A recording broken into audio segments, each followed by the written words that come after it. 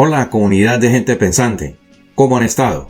Es un gusto darles la bienvenida a nuestra serie Despertando Conciencias.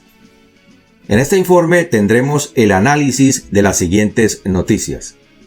Oficiales, suboficiales y soldados de los Estados Unidos renunciarán si los obligan a vacunarse contra la pandemia del siglo XXI. Asistimos al despertar de los cubanos. Ya no aguantan más dictadura comunista. Comenzamos. Cerca de un 23% de los soldados del ejército de los Estados Unidos, entre los cuales se cuentan también oficiales y suboficiales, han manifestado su decisión de retirarse de las filas si los obligan a vacunarse contra la pandemia.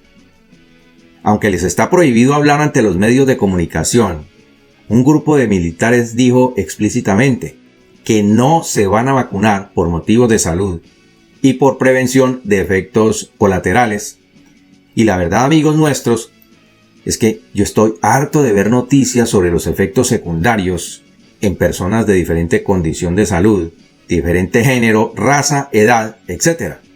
Y nadie se atreve a dar un diagnóstico de qué es lo que está pasando, y los medios de comunicación masivos del país tampoco le dan cubrimiento al tema. Sin embargo, y a la verdad, yo personalmente no conozco casos cercanos de reacciones adversas por la administración de las vacunas. Pero la pregunta es, ¿por qué los miembros de las fuerzas militares de los Estados Unidos se niegan a vacunarse? Y es que un 23% es un montón de militares que no han recibido ni siquiera la primera dosis. Los uniformados estadounidenses advirtieron, y escuchen bien esto amigos, que abandonarían el ejército si los obligan a vacunarse. Los soldados de Estados Unidos, a partir de septiembre, estarían siendo obligados a vacunarse contra la pandemia, y según el Army Times, el cuartel general del Departamento del Ejército entregó una orden a los miembros alertando de que se establecerá un plazo en breve, es decir, en poco tiempo, a la espera de la aprobación de la FDA. La decisión se produce en un momento en el que varios destacados republicanos han expresado su objeción a que las tropas estén obligadas a vacunarse.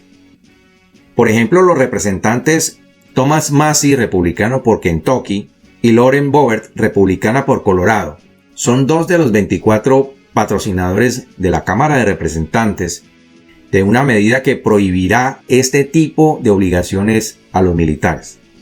El Army Times dijo en su informe, y abro comillas, los comandantes continuarán las operaciones de vacunación y se prepararán para una directiva que obligue a la vacunación para los miembros del servicio a partir del 1 de septiembre de 2021. A la espera de la licencia completa de la Administración de Medicamentos y Alimentos, FDA, los mandos estarán preparados para proporcionar un informe sobre el estado de la vacunación de los miembros del servicio y el camino a seguir para completarla. Una vez que la vacuna sea obligatoria, añade el informe, y cierro comillas. Un alto oficial dijo lo siguiente, que como cuestión de política no se comentan los documentos filtrados. La vacuna sigue siendo voluntaria. Pero si el Departamento de Defensa nos indica lo contrario, es decir, que sea obligatoria y que cambiemos nuestra postura, estamos preparados para hacerlo, dijo uno de los comandantes de división. Claro está, amigos nuestros, que esto lo dijo este comandante de división sin aceptar lo que piensan hacer sus soldados. Alrededor del 68% de todas las tropas en servicio activo y el 70% del personal del ejército han recibido al menos una dosis de la vacuna. Ahora, las estadísticas sobre las reacciones adversas dentro de las tropas no están claras por parte de la Dirección General de Sanidad de las Fuerzas Militares de los Estados Unidos. Pero la negativa de los militares a vacunarse podría darnos una idea de que se habrían producido muchas más de las que se han reportado. Señores, lo más probable es que en cuestión de semanas, unas poquitas, se exija también la vacunación contra la pandemia, tanto a los trabajadores de asuntos veteranos como a los marineros de la Armada.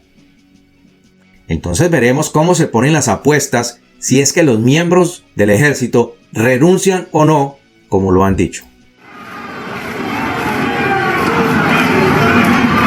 Por otro lado, el régimen comunista cubano no se lo esperaba.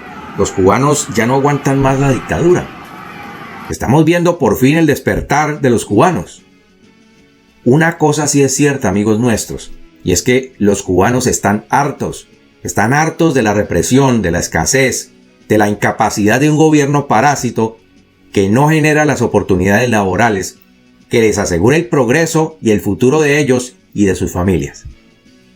Este fin de semana pudimos ver en video la gran cantidad de manifestaciones masivas contra la dictadura comunista, al grito de "No tenemos miedo".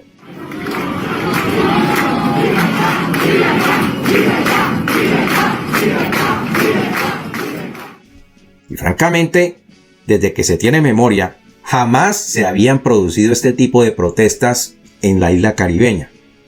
El pueblo cubano está muy harto de la dictadura comunista que lleva décadas desgobernando y enriqueciendo solo a los lacayos del régimen corrupto y violento que impone el terror en la isla.